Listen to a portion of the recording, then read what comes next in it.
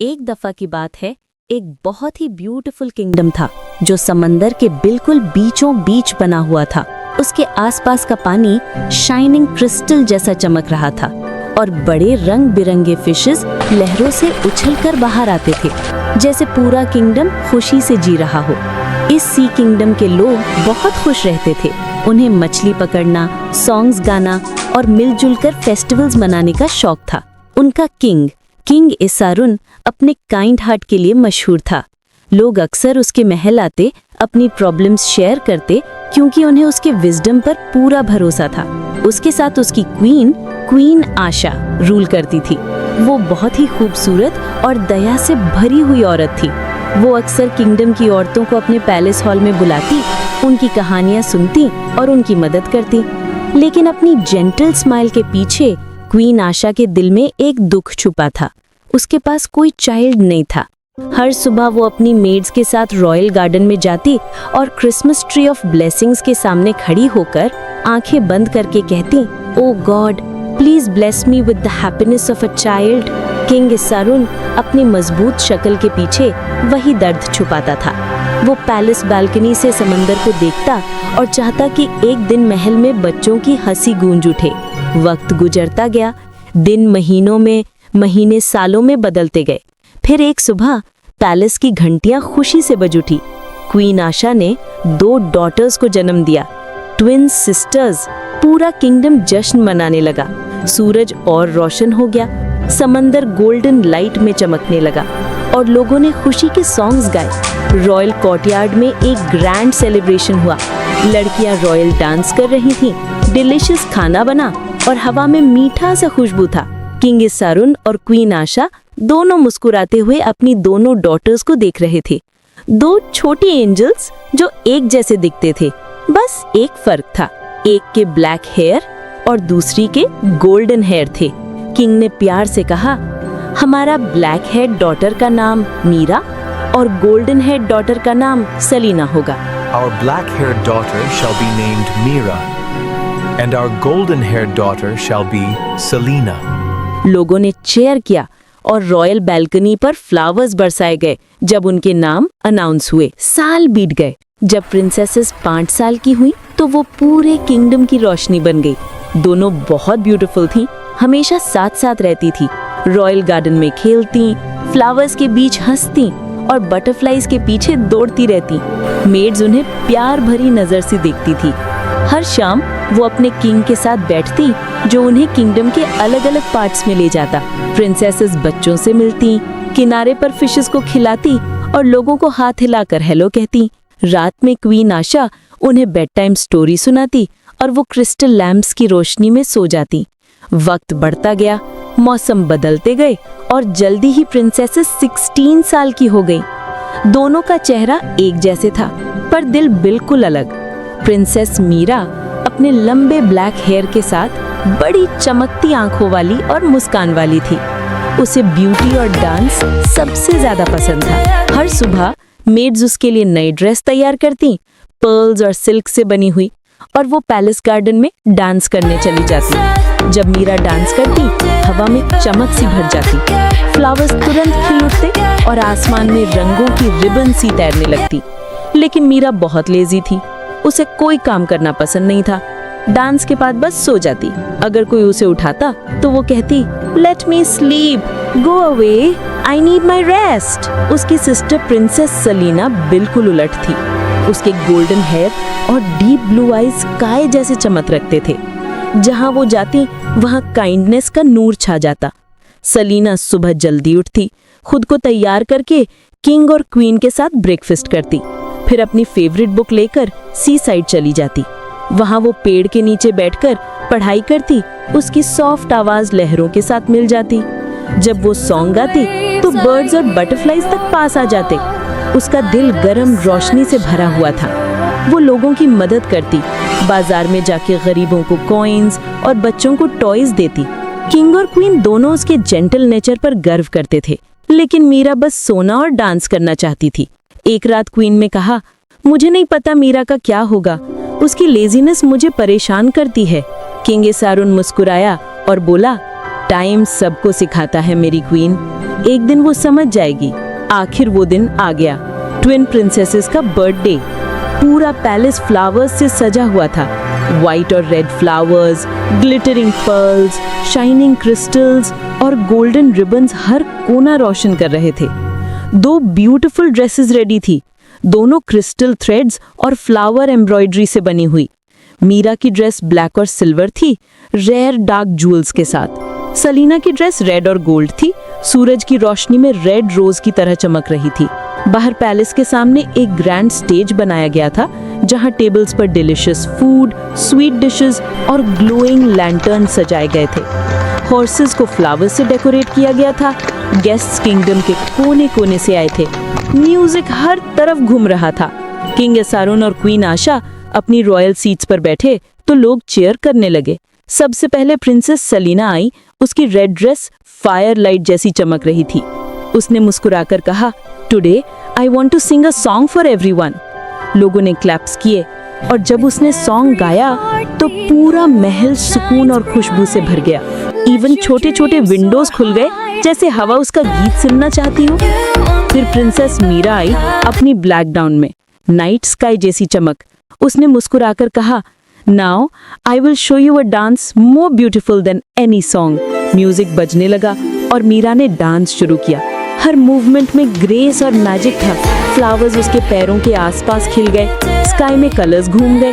सब लोग हैरान रह गए। उन्हें यकीन नहीं हो रहा कि ये वही लेजी मीरा है। जब वो रुकी तो सब चिल्लाए, oh my God, what a beautiful dance. दोनों सिस्टर्स ने मिलकर स्टेज पर आकर किंग और क्वीन के साथ केक कट किया, जिसमें पर्ल और ग्लोइंग शुगर फ्लावर्स लगे थे। तब किंग खड़ा हुआ और बोला, my dear princesses, your gifts are waiting for you at the palace gates. दोनों सिस्टर्स फ्लावर्स के रास्ते भागती गईं। उनकी ड्रेस हवा में लहरा रही थी। वहां 2 व्हाइट हॉर्सेस खड़े थे, एक रेड और व्हाइट फ्लावर्स से सजा हुआ रेड मेन के साथ, दूसरा व्हाइट और पिंक था, पिंक पर्ल्स से डेकोरेटेड था। मीरा हंसी और बोली, I will not walk any more, you will carry me wherever I go. King और क्वीन ने एक दूसरे को देखा, थोड़ा हैरानी से। तब सलीना ने अपने हॉर्स के फोरहेड पर किस किया और धीरे से कहा, together we will see the world. कुछ दिन बाद किंग और क्वीन ने सोचा कि अब उनकी डॉटर्स को जिम्मेदारी सीखने का वक्त आ गया है। किंग एसारुन ने कहा, हमारी डॉटर्स अब बड़ी हो गई हैं, उन्हें सीखना चाहिए कि किंगडम कैसे संभाला जाता है। एक मेड को बुलाया गया कि वो प्रिंसेसेस को बुलाए। मेड सबसे पहले मीरा के रूम में गई और कहा, my dear princess, the king and queen are waiting for you. Meera ने जम्हाई ली और बोली, what now, I hope it's not another boring talk. थोड़ी देर बाद दोनों सिस्टर्स किंग और क्वीन के सामने बैठ गई। किंग एसारुन ने प्यार से कहा, my princesses, your mother and I must travel across the sea for important matters. During this time, you two will take care of the kingdom. Meera की आंखें फैल गई। What? How can we manage everything? What if something goes wrong? Queen Asha मुस्कुराई और बोली, You can do it, my daughters. Trust yourselves. Salina ने sir झुकाकर कहा, We will do our best, father. Meera ने धीरे से सर हिला दिया, जैसे अग्री कर रही हो, पर अंदर से वो नर्वस क्या। जब किंग और क्वीन अपनी जर्नी पर सी के पार निकल गए तो क्रिस्टल किंगडम के बड़े पैलेस में एक डीप साइलेंस छा गई। हवा मार्बल की दीवारों से टकराकर लहरों की आवाज ला रही थी और दोनों प्रिंसेसेस बैल्कनी पर खड़ी थीं, अपने पेरेंट्स की शिप को दूर होराइजन में गायब होता देख रही थीं। पहले कुछ दिन सब कुछ पीसफुल लगा। सलीना सुबह जल्दी उठती, मिनिस्टर्स से मिलती, गार्डन्स विजिट करती और लोगों की जरूरत सुनती। वो इंश्योर करती कि फिशरमैन सेफ हैं, गार्डन्स को पानी मिल रहा है और पैलेस की मेड्स के पास सब कुछ है जो उन्हें चाहिए। मीरा दूसरी तरफ अपनी सुबह का ज्यादातर समय मिरर के सामने गुजारती। उसे नए गाउन्स पहनना और अपने ब्लैक हेयर में स्पार्कलिंग जेम्स लगाना पसंद था।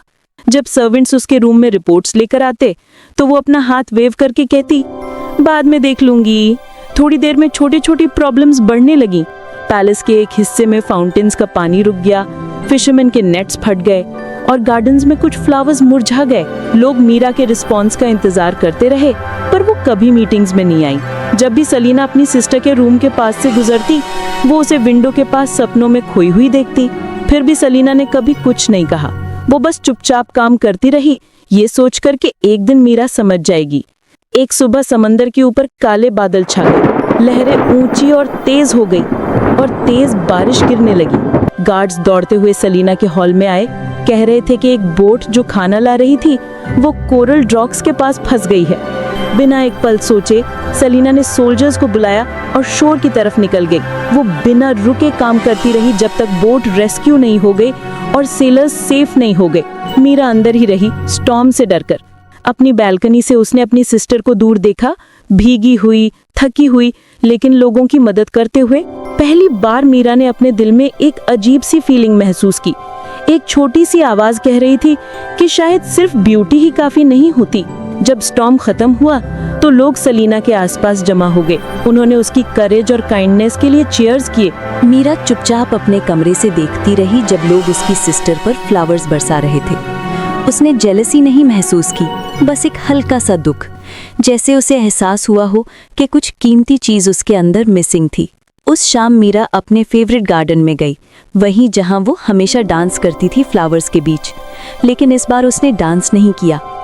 गार्डन पहली बार उदास लग रहा था, जैसे फ्लावर्स सो गए हों। वो फाउंटेन के पास बैठी, एक मुरझाई हुई लिली के पेटल्स को छुआ। पानी बिल्कुल शांत था और रंग जैसे खत्म हो गए थे। उसे अपने फादर के वर्ड्स याद आए, टाइम टीचेस एवरीवन। और अचानक सब कुछ समझ में आ गया। किंगडम भी एक गार्डन जैसा ही था। अगर कोई उसका ख्याल ना रखे तो सबसे ब्राइट ब्लूम भी एक दिन मुरझा जाता है। अगली सुबह मीरा पहली बार अपनी लाइफ में सनराइज से पहले उठ गई। मेट्स हैरान हो गई जब उसने सिंपल गाउन पहना हुआ था। वो सीधा काउंसिल रूम गई जहां सलीना रिपोर्ट्स पढ़ रही थी। बिना कुछ कहे मीरा ने एक स्क्रोल उठाया और उसके साथ बैठ गई। उस दिन के बाद दोनों प्रिंसेसेस एक साथ काम करने लगी। मीरा गार्डन्स में गई, वर्कर्स को फाउंटेन्स ठीक करने में मदद की और फिशरमैन से शोर पर मिलने गई। उसने उनकी कहानियां सुनी, उनके वरीज और उनके लाफ्टर। जहां भी वो गई लोग मुस्कुराने लगे और जल्द ही लोग उससे उतना ही प्यार करने लगे जितना सलीना से करते थे। हफ्ते गुजरते गए और किंगडम में बदलाव आने लगा। फाउंटेन्स फिर से चमकने लगे, गार्डन्स में नए फ्लावर्स खिल गए और समुंदर शांत और ब्लू हो गया। एक सुबह जब मीरा ने दोबारा रॉयल गार्डन में डांस किया, कुछ मैजिकल हुआ, लेकिन इस बार अलग। फ्लावर्स उसकी ब्यूटी या ग्रेस से नहीं खिले, बल्कि उसके काइंड हार्ट की वजह से खिले। हवा में रंग पहले से ज्यादा चमक रहे थे, बर्ड्स ऊपर गा रहे थे और पूरा किंगडम जिंदा लग रहा था। सलीना बैल्कनी से मुस्कुराकर ये सब देख रही थी। जब किंग इसारुन और क्वीन आशा अपनी वॉयज से वापस आए तो उन्होंने एक ऐसा नज़ारा देखा जो वो कभी नहीं भूल पाएंगे। पैलेस क्रिस्टल की तरह चमक रहा था, लोग खुश थे, सॉन्ग्स गा रहे थे और गेट पर उनकी दोनों डॉटर्स खड़ी थी। अब सिर्फ ब्यूटीफुल प्रिंसेसेस नहीं, बल्कि वाइज रूलर्स। किंग ने दोनों को गले लगाया और कहा, now I see that our kingdom is in good hands. Queen की आंखों में खुशी के आंसू आ गए। उस रात मूनलाइट के नीचे पैलेस में फिर सेलिब्रेशन हुआ। इस बार किसी बर्थडे के लिए नहीं, बल्कि एक बदलाव के लिए। और तब से ट्विन प्रिंसेसेस की कहानी पूरे समुद्र में फैल गई। एक जिसने प्यार और काइंडनेस से सबको सिखाया और दूसरी जिसने सीखा कि असली ब्यूटी एक केयरिंग हार्ट में होती है। और इस तरह क्रिस्टल सी किंगडम पहले से ज्यादा चमकने लगा, सिर्फ पानी की सरफेस पर नहीं, बल्कि उन सब के दिलों में जो उसके अंदर रहते थे।